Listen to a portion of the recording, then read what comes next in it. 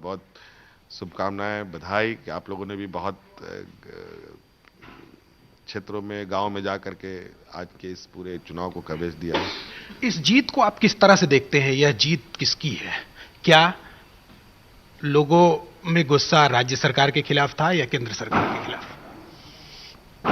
देखिए, ये तो अब डबल इंजन की सरकार थी, ये दोनों ने मिलकर इस राज्य को चलाया है। तो स्वाभाविक रूप से है कि अगर डबल इंजन की सरकार थी तो दोनों चीजें, दोनों के ऊपर ही बातें आएंगी।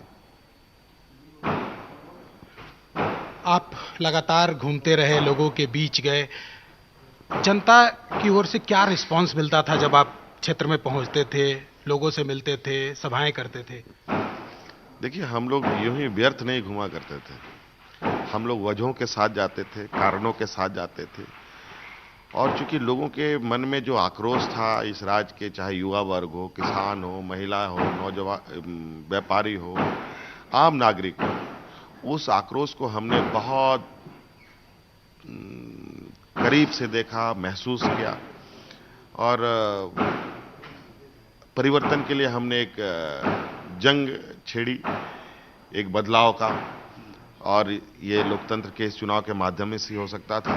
चुनाव आया, लोगों ने एक स्पष्ट मोहब्बत दिया है, वो आपके सामने है। बड़ी चुनौती है, प्रायोरिटी क्या होगा आपके सामने? चुनौती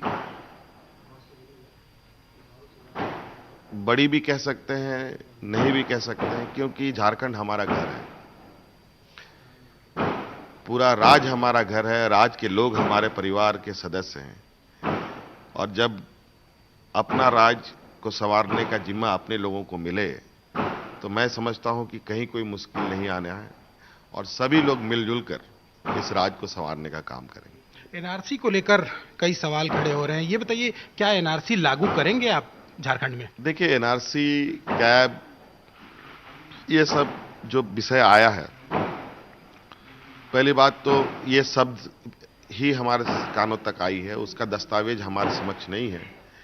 पहले तो उस दस्तावेजों को देखेंगे, उसके बाद उनको हम समझने का कोशिश करेंगे, राजहित में है कि क्या है, नहीं है, उसके बाद चीजों को आगे देखा जाएगा। लेकिन प्रथम दृष्टया से यही लगता है कि फिर से जिस तरीके से नोटबंदी के बाद लोगों को लाइनों में खड़ा किया गया, लोगों की लाइन में मौत हो गई, महिलाएं प्रसव कर गई, महिलाओं की मौत हो गई, बच्चों की मौत हो गई, कई लोग इलाज के अभाव में मारे गए। अब फिर से एक नई तैयारी है पूरे देश के सभी वर्ग के लोगों को लाइन में खड़ा करने का। और अब लोग अपना रोजगार करेगा या कागज लेके लाइन में खड़ा होगा और अपने को प्रूफ करेगा कि मैं हिंदुस्तानी हूं। तो एनआरसी लागू करेंगे या नहीं करेंगे? अब ये तो देखना पड़ेगा कि है क्या। मैं अभी चेयर भी नहीं होल्ड किया, मुझे आने दीजिए, देखेंगे उसमें क्या है, नहीं है। और इसमें हमारे और आपके कहने का ये भी बहुत बाद में आता है। आज चूंकि इसको लेकर के पूरे देश में आग लगा पड़ा है, आप देश की भावनाओं के साथ रहेंगे कि अपनी गुंडागर्दी करेंगे, ये बताइए। मतलब लागू नहीं करेंगे? नहीं, मतलब आप लोगों की बात भी तो जाननी चाहिए। आप लोगों की चीजों को, आप जिस तरीके आज इस विषय पर कितने लोगों की जानें चली गई, आज वो लोग की जान जा रही है तो उसका कोई महत्व नहीं है जानों की। आज पुलिसों को जिस तरीके से आपने सड़कों पर उतार दिया है, जिस तरीके से प्रशासन के बल पर अपने कानून को थोपने का प्रयास हो रहा है। पहली बात तो कई चीजें विरोधाभास है। एक तरफ प्रधानमंत्री बोलते हैं कोई एनआरसी नहीं है, कोई हमारे पास इसका विचार नहीं है, कोई कैबिनेट में प्रस्ताव नहीं आया है। दूसरी तरफ गृह मंत्री जी बोलते हैं एनआरसी होकर रहेगा। वो भी पार्लियामेंट में ये बातें रखी जाती है। तो आखिर सही क्या है, पहले लोगों के बीच में ये खुद बताए तो सही, बात सही किया है। आज 18 करोड़ से अधिक लोग इस देश में खेतीहर मजदूर हैं जो दूसरे के खेतों में मजदूरी करते हैं। उनके पास कोई कागज नहीं है, कोई दस्तावेज नहीं है।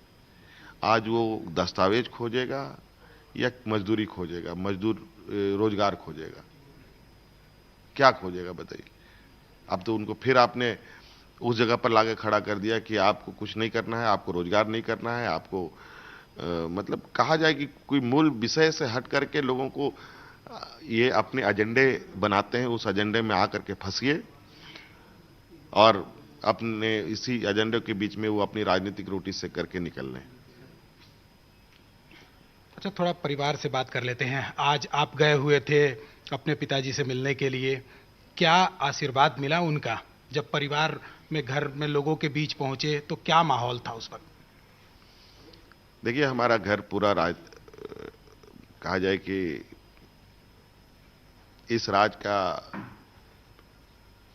राजनीतिक केंद्र बिंदु रहा है और आदरणीय गुरुजी हमारे पिता भी हैं और इस देश के एक महानायक भी हैं और पिता के तौर पर आशीर्वाद तो हमें प्राप्त होता ही रहा है।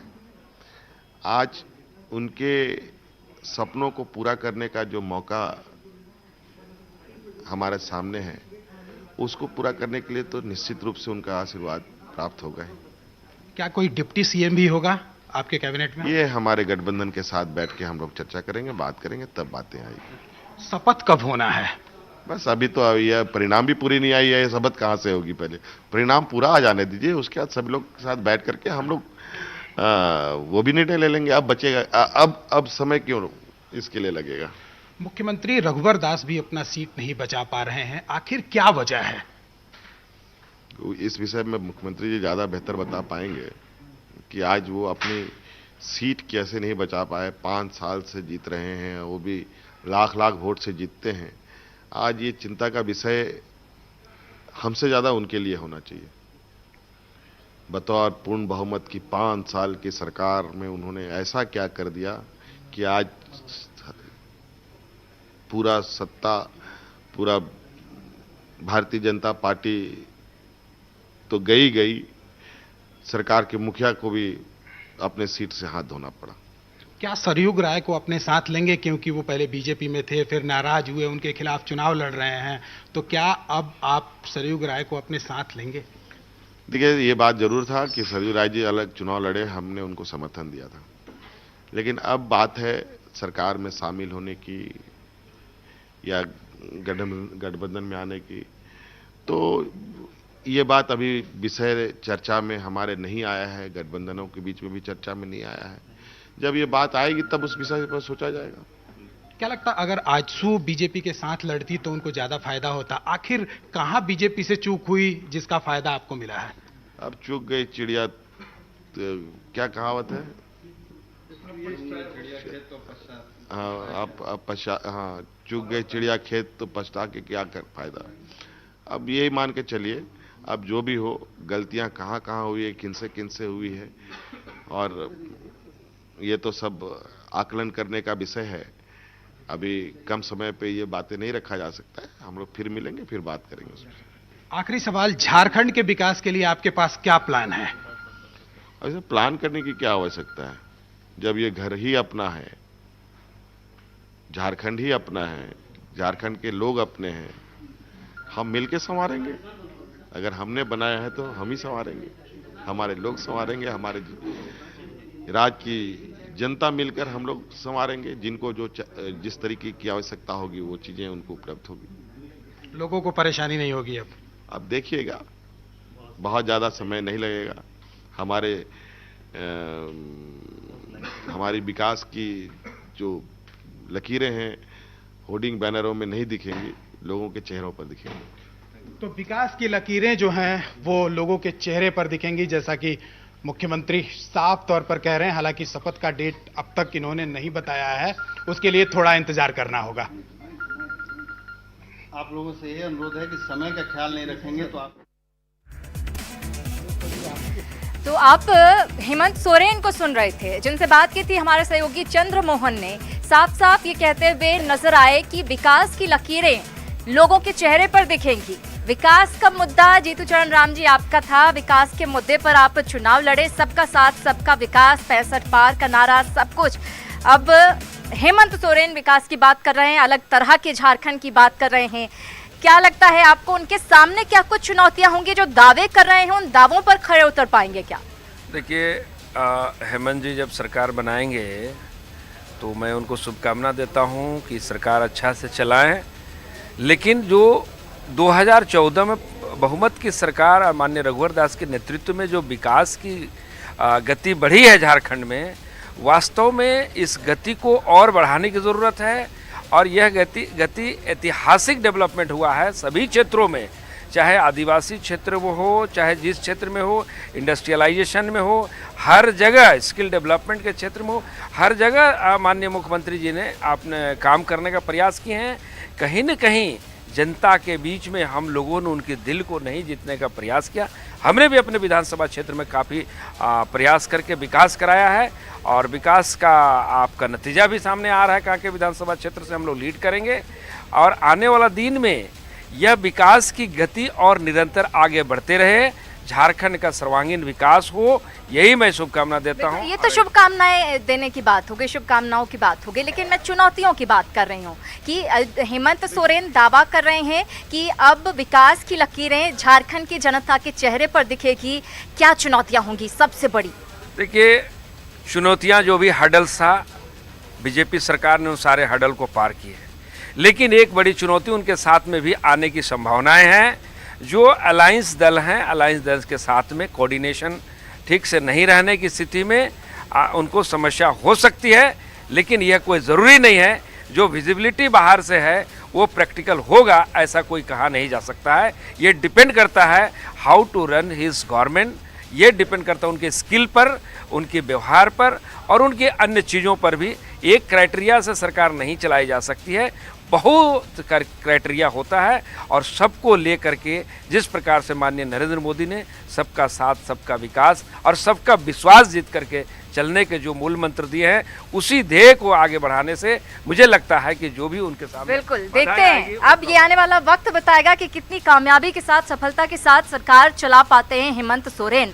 उदय जी, आपसे जानना चाहूंगी, अभी जब हेमंत सोरेन को हम सुन रहे थे, वो ये कहते हुए नजर आ रहे थे, झारखंड तो मेरा परिवार है, मेरा घर है।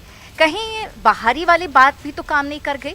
लगातार जिन सभाओं में वो जा रहे थे, वो कह रहे थे कि बाहर का एक शख्स आकर हमारे राज्य का मुख्यमंत्री बन गया। हालांकि इस बात को लेकर हमेशा कहते रहे रघुवर दास की नहीं, यहाँ ये जन्मभूमि है मेरी, जमशेदपुर के टाटा हॉस्पिटल में मैं पैदा हुआ हूँ।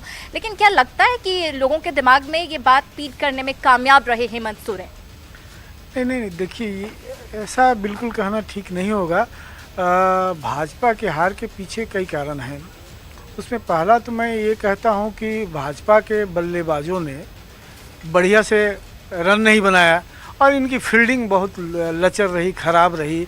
और महागठबंधन वालों ने बॉलिंग बढ़िया की, सटीक बॉलिंग की, विकेट टू विकेट की और इनको गिरा दिया, हरा दिया। दूसरी बात ये है कि रघुवर दास को इन्होंने ज़रूर कहा कि ये दीकू की सरकार है, बाहर के मुख्यमंत्री हैं।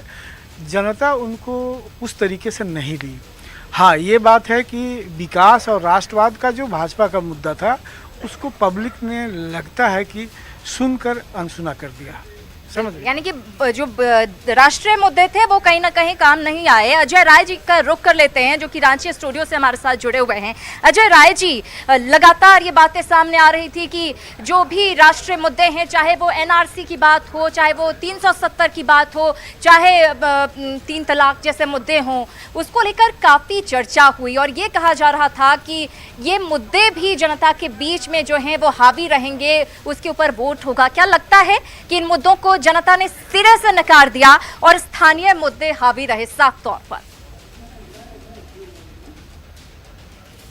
जहाँ तक एनआरसी का मामला है, एनआरसी के मामले पर तो आपने सुना कि अभी हेमंत जी उसके बारे में सही तरीके से उस चीज़ को समझ नहीं पाए हैं। वो खुद बोल रहे हैं कि इसको थोड़ा सा हमको समझने की ज़रूरत है, लेकिन साथ में उन्होंने जो गिनाया है कि देश के अंदर इसके कारण जो हालात बदले, आप खुद सोचिए कि कल प्रधानमंत्री जी का भी कल भाषण हुआ है और उन्होंने साफ तौर पर कहा है। आप सोचिए कि जो वर्षों से यहाँ पर रह रहे हैं, उनको फिर डरने और ये होने की ज़रूरत क्या है? सिर्फ विपक्ष कहीं ना कहीं बरगलाने का प्रयास कर रहा है और लोगों को आपस में लड़वाने का प्रयास कर रहा है, इसके अलावा कहीं कुछ नहीं। दरअसल सवाल इसलिए उठने लगे कि सदन में अमित शाह जी ने जो कहा, उसके बाद जब प्रधानमंत्री का जो बयान अब आया, उसको लेकर वो सवाल उठाते हुए भी नजर आ रहे थे। नहीं, देखिए मैं तो ये कहूँगा कि इस और बात न करके, जैसा भी हेमंत जी बोले कि भाई सब यहाँ हमारा घर परिवार है, तो पहले भी उनका घर परिवार ही रहा है, उनको 5 साल अभी काम करने का भी मौका मिलेगा। और किस तरीके से सरकार को लेकर के चलते हैं, किस तरीके से उनका ब्लूप्रिंट होगा, किस तरीके से राज्य का विकास करेंगे, अभी उसका रोड मैप भी उनके पास तैयार नहीं है। हमें लगता है कि उस ओर ध्यान देने की जरूरत है, क्योंकि अभी हम नकारात्मक बात नहीं करेंगे। एक अगर मान ले हम बहुमत की ओर नहीं बढ़ पाए तो हम नकारात्मक बात नहीं करेंगे, बल्कि एक सकारात्मक विपक्ष के रूप में हम अपनी भूमिका जरूर निभाएंगे, सकारात्मक एटीट्यूड के साथ आगे बढ़ेंगे। ये बहुत अच्छी बात है, बिल्कुल ये बहुत अच्छी बात है। और सबसे बड़ी बात दरअसल यही है कि सत्ता पाने में भी कोई कम मेहनत नहीं लगती है, बहुत मेहनत लगती है, बहुत ग्रास रूट लेवल पर काम करना पड़ता है। अब जब सत्ता मिल गई है उसके बाद भी चुनौतियां बहुत सारी होती हैं, तो इन चुनौतियों का सामना हेमंत सोरेन किस तरीके से कर पाते हैं? विनय जी, क्या लग रहा है किस तरीके से, हालांकि पहले लगातार आप देख रहे हैं झारखंड की राजनीति को बेहद करीब से कि किस तरह से 19 सालों में 10 मुख्यमंत्री झारखंड ने देख लिया और रघुवर दास एकमात्र मुख्यमंत्री जो कि 5 साल पूरा कर पाए, तो अब ऐसा लग रहा है स्थिर सरकार और जो कि अच्छे तरीके से अपना काम कर पाएगी। और क्या कुछ चुनौतियां हेमंत सोरेन के सामने होंगी? देखिए, जो सबसे बड़ी चुनौती है आर्थिक फ्रंट पर होने वाली है, क्योंकि अभी ट्रेजरी में बिल पड़ा हुआ है, भुगतान नहीं हो पा रहा है, खजाना खाली है, तो खजाना भरने का उपाय करना पड़ेगा। अभी ठेकेदारों को बिल नहीं मिल रहा है, तो बहुत तरह की दिक्कतें हैं। इसके अलावा जो नौकरी की समस्या है, बेरोजगारी की समस्या है, पलायन की समस्या है, तो इन समस्याओं से जूझना पड़ेगा। चूँकि ये मुद्दा बनाकर आए थे, पारा शिक्षकों का मामला है, तो कई ऐसे मुद्दे हैं जो इनको सॉल्व करने में होता क्या है कि अगर आप चुनाव नहीं सरकार में नहीं हैं और विपक्ष में हैं तो आप कई घोषणाएं कर देते हैं, लेकिन उन घोषणाओं को पूरा करना बड़ा कठिन काम है और ये एक चुनौती होगी। हालांकि ये हेमंत सोरेन नौजवान हैं, काम करने की क्षमता है। 13 महीना जो पहले मुख्यमंत्री रहे, 13-14 महीना, उस दौरान उन्होंने अच्छा काम किया और उनका परसेप्शन ठीक है। लेकिन आर्थिक फ्रंट पर चूंकि खजाना खाली है, अब खजाना को कैसे भरा जाए और लोगों को कैसे पैसा मिले जो काम करने वाले, शायद यही सबसे बड़ी विडंबना रही है उदय जी कि खनिज संपदा से भरपूर एक राज्य और उसके बावजूद यहाँ पर इस तरह की स्थिति हो जाती है। आखिर क्यों? कहीं ना कहीं क्या स्ट्रैटेजी में कोई कमी रह गई? जो रोड मैप बनाया गया उसमें कोई कमी रह गई? और ये एक सबसे बड़ी चुनौती नई सरकार के सामने होगी। जी, ये चिंताजनक स्थिति तो है ही। अमीरी की गोद में पलती हुई गरीबी झारखंड की विडंबना है और पिछले 5 सालों में विकास का जो रोड मैप रघुवर सरकार ने तैयार किया था, जिस तेज़ी से उतारना चाहिए था, ऐसा तो नहीं कहेंगे कि बिल्कुल नहीं उतरा। बहुत सारे ऐसे काम हुए हैं जो माइलस्टोन हो सकते हैं, वहाँ हुए हैं, लेकिन ये टुकड़े टुकड़े में हुआ ऐसा लगता है। क्योंकि कृषि के क्षेत्र में उतना बढ़िया काम नहीं हो पाया। आज भी जो अभी विनय सर कह रहे थे कि खजाना खाली है, खजाना में लाल बत्ती जल रही है, तो सबसे खराब स्थिति वही है। और आने वाले 2 महीने में जो भी सरकार आ रही है उसको इस फ्रंट पर काफ़ी चुनौतियां झेलनी पड़ेगी। बिल्कुल, बड़ी चुनौतियां झेलनी पड़ेंगी। हम दरअसल बात कर रहे थे जयंत घोष जी से कि आखिर इनके एंड से क्या कुछ खामियां रह गई, क्या कुछ गलतियां रह गई। ज़रा उसी बात को आगे बढ़ाया जयंत घोष जी की क्या सोचते हैं कि कहाँ किस जगह सबसे ज़्यादा गलती हो गई? क्या डिसीजन लेना चाहिए था? टाइमिंग गलत हो गई या क्या हुआ? नहीं, ये बात है कि लोगों को कन्विंस शायद नहीं कर पाए। हमने बीजेपी को छोड़ दिया लेकिन बीजेपी हमको नहीं छोड़े। एंड ये मैसेज शायद लोगों में नहीं जा पाया कि आज बीजेपी और आजसू 2 अलग रास्ते की ग्रुप की पार्टी है, तो अलग अलग मुद्दों पे चुनाव लड़ रही है, अलग मैनिफेस्टो पे चुनाव लड़ रही है। ये बात शायद लोगों को समझ में नहीं है। बीजेपी के शीर्ष नेता भी आके बार बार बोलते रहे कि आजसू हमारे साथ है, एज अ स्ट्रैटेजी वो बोलते रहे कि ताकि मतलब आजसू को वो एडवांटेज ना मिल पाए।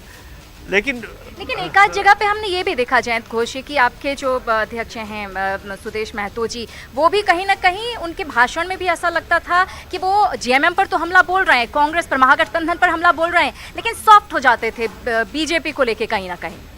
नहीं, आप जिनके साथ इतना दिन काम करके आए हुए हैं उसको, जिसके साथ आप सरकार में भी बांट रहे हैं, उसको डायरेक्टली क्रिटिसाइज करना वैसे भी सुदेश जी का स्वभाव नहीं है किसी को पर्सनल अटैक करने की। तो वो नॉर्मली इश्यूज पे बात करते हैं और पॉलिसीज पे बात करते हैं। अब जो सरकार आएगी, जैसे आपने आंध्रा में देखा कि पुराने सरकार के सारे पॉलिसीज को चेंज कर दिया, अगर ये सरकार अपने पॉलिसीज पे जिस तरह से उन्होंने प्रॉमिस किया है कि रिजर्वेशन देंगे लोगों को, सरकारी नौकरियों में जितने खाली नौकरियां 6 लाख नौकरियां लोगों को देंगे, तो हमें देखना अगले 1 साल में ये सारे जो मैनिफेस्टो प्रोमिसेस हैं इस जेएमएम और कांग्रेस गठबंधन की, ये प्रोमिसेस अगर पूरी होती है तो बेशक झारखंड के लिए अच्छी बात होगी। बिल्कुल, हमें भी इंतजार रहेगा कि जो प्रोमिसेस किए गए हैं वो क्या जो है पूरे हो पाते हैं, जो दावा किया जा रहा है। और देखिए, एक बड़ी खबर इस बीच मिल रही है, झारखंड के विकास को लेकर प्रतिबद्ध हैं हम। अमित शाह बीजेपी के राष्ट्रीय अध्यक्ष और देश के गृह मंत्री, उनका बयान सामने आया है जनादेश पर। बीजेपी के राष्ट्रीय अध्यक्ष का यह बयान सामने आया है। उन्होंने कहा है कि हम जनादेश का सम्मान करते हैं। जाहिर तौर पर एक बड़ी बात, झारखंड के विकास को लेकर प्रतिबद्ध है पार्टी और हमारे सभी नेता। जनादेश को लेकर इनका बयान सामने आया है। बीजेपी के राष्ट्रीय अध्यक्ष अमित शाह ने कहा है कि हम जनादेश का सम्मान करते हैं। इस वक्त की बड़ी खबर आपको दे रहे हैं। हम आपको बता दें कि जनादेश का हम सम्मान करते हैं, ये कहा है। और साथ ही साथ ये भी कहते हुए नजर आए हैं अमित शाह कि झारखंड के विकास के लिए हम कटिबद्ध हैं। सबका साथ सबका विकास का नारा देकर दरअसल बीजेपी अध्यक्ष की पहली प्रतिक्रिया हम आपको सुनवाते हैं। तो ये हम उनके बयान को भी आपको सुनवाएंगे। बड़ी खबर फिलहाल दे दें आपको, जनादेश का सम्मान करने की बात अमित शाह कहते हुए नजर आए हैं। साथ ही उन्होंने ये कहा है कि झारखंड के विकास को लेकर कटिबद्ध है पार्टी। तो ट्वीट के जरिए दरअसल इन्होंने ये बात कही है। उनका ट्वीट सामने आया है बीजेपी के राष्ट्रीय अध्यक्ष अमित शाह का। चुनावी नतीजे पर अमित शाह की पहली प्रतिक्रिया सामने आई है। जनादेश पर बीजेपी के राष्ट्रीय अध्यक्ष ने कहा है कि हम जनादेश का सम्मान करते हैं और झारखंड के विकास को लेकर पार्टी जो है वो कटिबद्ध है। जिस तरीके से चुनाव में पार्टी उतरी, सबका साथ सबका विकास का उसका नारा था, 65 पार का नारा भी दिया गया, लेकिन विकास एक बड़ा मुद्दा था जिसको लेकर जिक्र करते सभी बड़े चेहरे नजर आए थे। और उसी बात का जिक्र करते हुए एक बार फिर से पहली प्रतिक्रिया में अमित शाह नजर आए हैं। उन्होंने कहा है कि हम झारखंड के विकास को लेकर कटिबद्ध हैं। कुछ ही पलों का इंतजार कीजिए, लगातार आखिरी नतीजे तक हम आपके साथ बने रहेंगे। किस तरह से सरकार बनेगी वो भी हम आपको दिखाते रहेंगे। कुछ ही पलों में वापस लौट रहे हैं, आप कहीं मत जाइएगा।